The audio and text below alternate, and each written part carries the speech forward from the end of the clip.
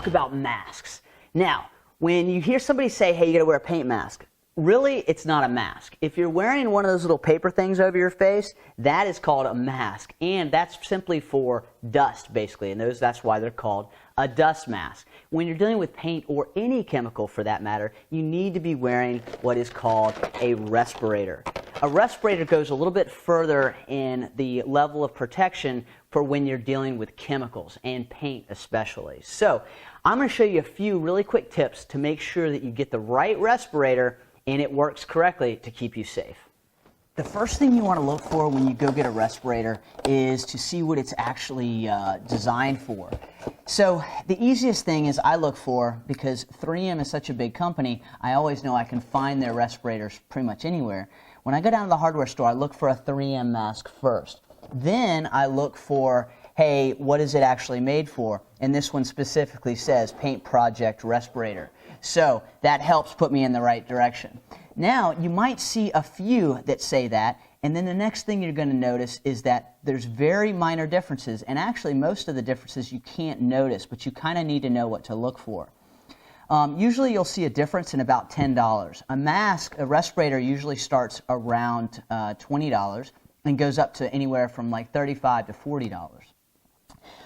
Really, usually the difference is the cartridges are usually the same, but they usually have what are called pre-filters on them.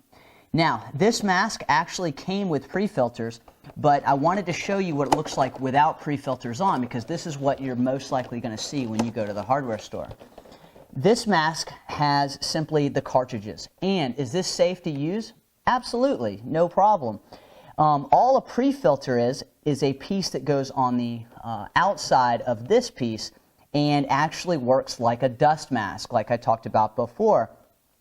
But it works like a dust mask on top of the actual filter, so it keeps most of the particulates out of the filter, and the filter can really just deal specifically with the chemical vapors.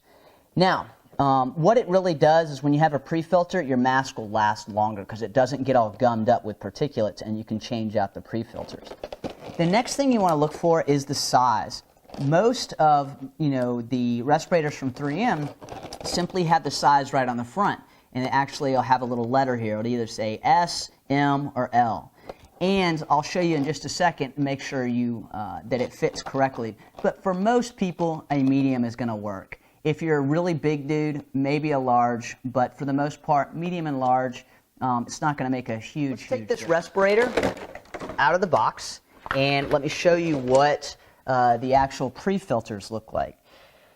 So a lot of times the cartridges themselves will come sealed in a plastic bag or something like that. It has to do with what's actually in these filters. They last longer if they're sealed in an airtight container. So that's why they usually come separated and you just put them on. And they usually just twist on or whatever, and it's pretty simple. Next are these little things. And these are the pre-filters that I was talking about. These are literally like those little paper masks that you wear for sawdust and things like that. But what they do is they sit inside this little plastic piece, and then they sit on top of the vapor filters themselves. And these just snap on. So just like I said, you want to get a mask that, or a respirator that has these little pre-filters on it, really for the main reason is because they'll last longer and you don't have to continuously change out these filters. Every time you change out your filters, you don't need to buy a new mask. But at $20, usually by the time that you go through one of these filters, your mask will be falling apart. But it just depends. The filters are definitely a little bit cheaper. They're about $10 as opposed to buying a whole new mask for $20 or $30. Next, let's talk about the fit of your respirator on your face. This is actually a trick I learned in the military, but all you really have to do to make sure that you have a good seal, and that's all you're really trying to do is get a good seal around this mouthpiece, is to cover up the intakes, suck in a little bit, and you should feel a little bit of a suction pressure on your face. Now, these pre-filters aren't airtight, so when you put your hand over them, a little bit of air seeps through, so it's not going to suck completely against your face, but you'll feel a little bit of suction. And as long as you feel a little bit of suction, it means that you have a good seal and that mask fits.